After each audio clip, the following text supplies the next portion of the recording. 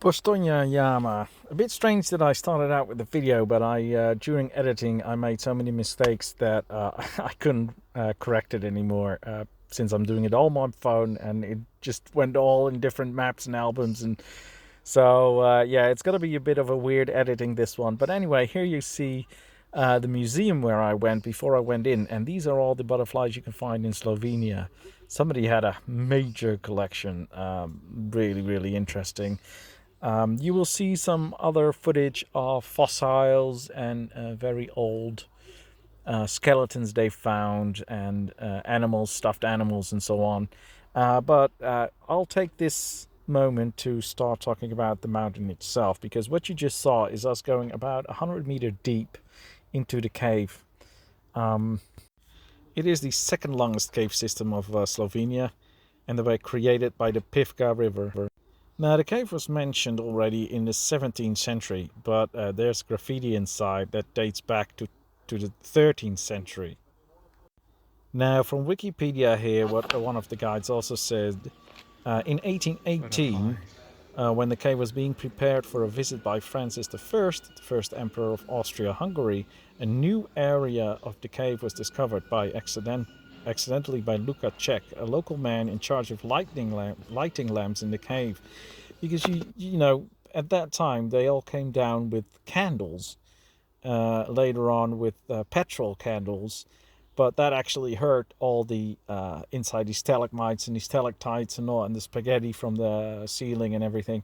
So yeah, eventually they found out that wasn't the best way. So nowadays they do everything electrical, but they used to do everything with candles. And then when the train started running, they started running the train with diesel, which is not the best way to go into the cave, of course.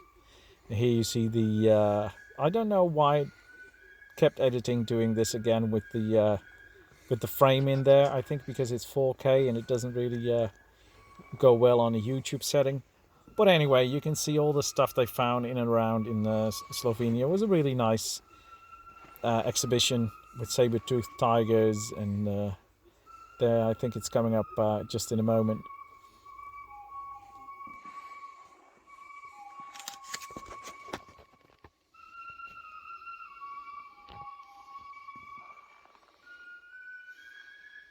So anyway, continuing, in 1819, Ferdinand visited the caves and it became a tourist destination. The Czech guy became the first official tourist guide. So electric lighting was added in 1884, and in 1872 cave rails were laid along with the first cave train for tourists.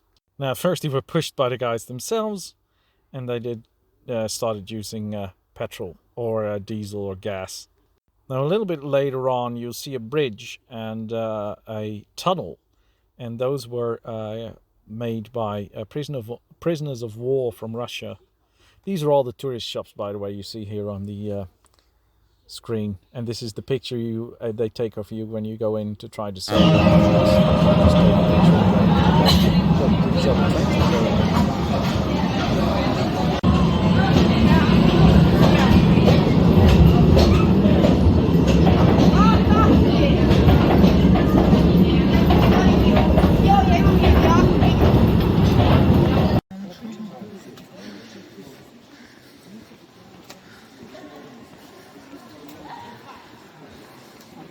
So a lot of the black stuff you see here on top of these things is from the diesel engines they used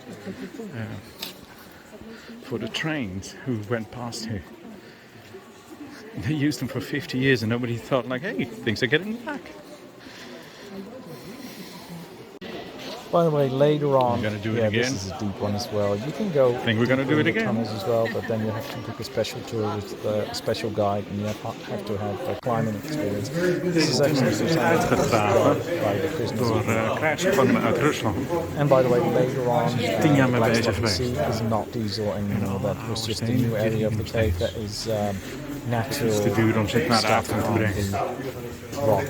Now these stalagmites, stalactites, and all the other ones, you see the pins from the ceiling. Like every millimeter takes about 10 to 15 years. 10 to that like 50 years for 1 millimeter. These stalagmites, are they So very yeah, all fragile? the stuff you see is hundreds of tens to Oh, yeah? hundreds of thousands of years All right, old. but for example, That's that why one you get or in that really one? big trouble if you break one off. Ah, yeah, so it's like a bit Rightly so. That's light a stone weird or something. movement. So it's dense, very dense.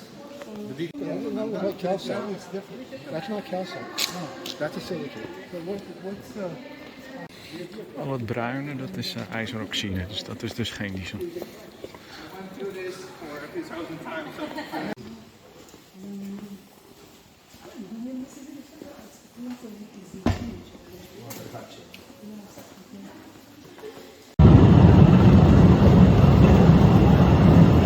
So the cave system itself is about 25 kilometers long.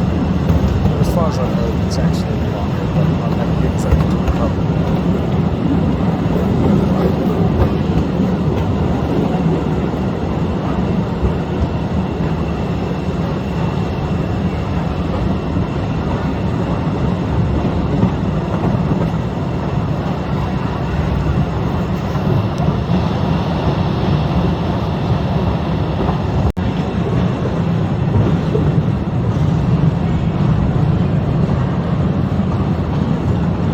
Now, in this cave system, there is a species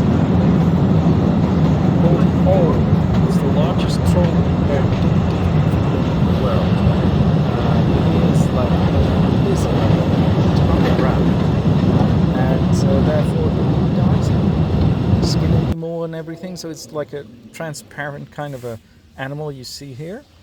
And they found a few late 1900s, and they actually thought they were like, yeah, little dragons. So the legend was that their little dragons came out of the caves, which meant in the middle of that cave there would be a really big dragon. So it scared some people off as well. Here's just some pictures we took inside. Again, guys, I'm sorry for the messy editing and the messy video, but you get a good impression of all the pictures and videos you see here. It was just not possible to do again. I'll do it again when I get home one day. But just to give you an impression of this really nice, beautiful cave that is one of Slovenia's top tourist attractions. And these two is actually a stalagmite and a stalactite. And they stand for the symbol of the caves and more or less also of Slovenia itself. Okay guys, see you in the next video with better editing. Ciao, bye.